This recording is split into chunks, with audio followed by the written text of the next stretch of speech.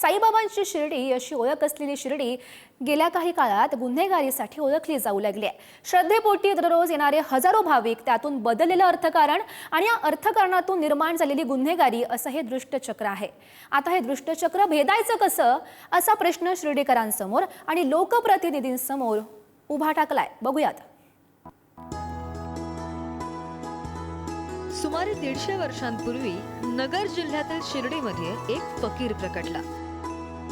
सर्व धर्म समभावाची शिकवण या फकीराने दिली।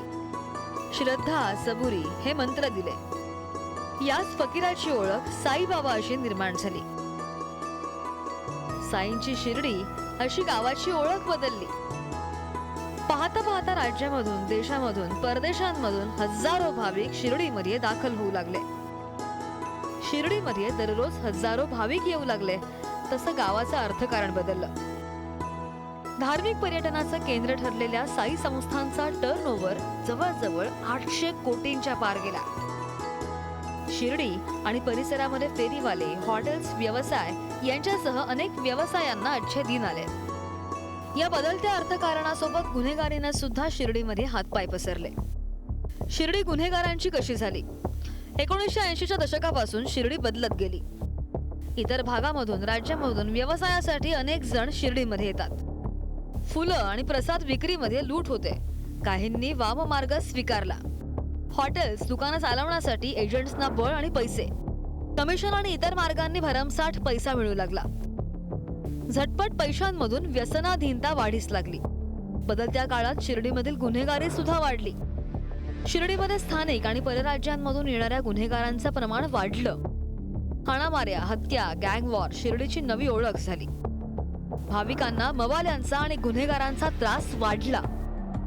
2011 साली पाप्या शेख टोळीकडून दोघांची निर्घृण हत्या करण्यात आली। शिर्डीमध्ये आत्महत्या, हत्या, चेन स्नॅचिंग असे प्रकार वाढीस लागले। हे गुन्हेगारीचं सत्र अद्यापही सुरूच आहे। गेल्या महिन्यात साईबाबा संस्थांच्या 2 कर्मचाऱ्यांची हत्या झाल्यानं शिर्डी पुन्हा एकदा चर्चेत आली। ही गुन्हेगारी वाढण्याला मूळ कारण हे शिर्डी पोलीस स्टेशन आहे। कारण की शिर्डी पोलीस स्टेशनच्या पूर्वीच्या अधिकाऱ्यांनी आम्ही वारंवार ही गोष्ट त्यांच्या लक्षात आणून देत होतो की आपण यांच्यावर कारवाई करावी, परंतु 1700-1800 केस या मधल्या काळामध्ये शिर्डी पोलीस स्टेशनला तपासाविना पडून आहे आणि वरिष्ठ अधिकाऱ्यांनी त्याची कुठलीही दखल घेतली नाही। त्यामुळे ही गुन्हेगारी वाढला असं मला वाटतं। याला सर्वस्वी शिर्डी पोलीस जबाबदार आहे असं माझं मत आहे। झटपट मिळणारा पैसा, वाढती व्यसनाधीनता, शिर्डीकरांचा आणि पोलीस प्रशासनाचा नसलेला धाक ही गुन्हेगारी वाढीची कारणं असल्याचं सांगण्यात येत आहे। साध्या चप्पल चोरापासून तर राष्ट्रीय गुन्हेगारांसाठी शिर्डी ही आश्रयस्थान बनली।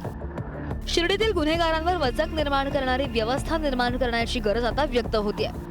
नशेखोर जे या ठिकाणी मुलं जे व्हाईटनर पितात, वेगवेगळ्या प्रकारच्या नशा करतात, त्यांच्यामुळे या ठिकाणी हे सर्व हल्ले होत आहे। आणि साईबाबांचीच कृपा म्हणावं लागेल की आता अजूनपर्यंत एखाद्या साई भक्तावर हल्ला झाला नाही। साई भक्तावर हल्ला होण्याच्या अगोदर प्रशासनाला माझी विनंती आहे का या नशेखोर मुलांवर कारवाई करा। जे नशे विकताय त्यांना अटक करा, त्यांना जेलमध्ये घाला, त्याशिवाय ही गुन्हेगारी थांबणार नाही। साई संस्थांच्या 2 कर्मचाऱ्यांच्या हत्येनंतर गुन्हेगारीच्या समूळ उच्चाटनाची चर्चा पुन्हा सुरू झाली आहे। गुन्हेगारांची आश्रयस्थानं असलेल्या अतिक्रमणांना हटवण्यात येत आहे।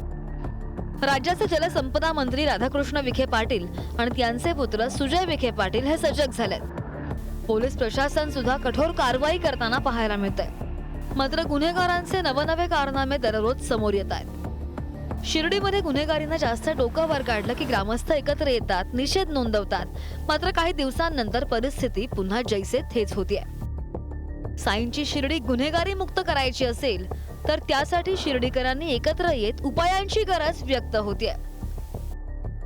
शिर्डी गावातील गुन्हेगारी जर संपुष्टात आणायची असेल तर सर्व गोष्टींवर वचक, मोह आणि माया बाजूला ठेवून खऱ्या अर्थाने साईंची भूमी करण्याची गरज आहे। प्रशांत शर्मा, पुढारी न्यूज, शिर्डी, अहिल्यानगर।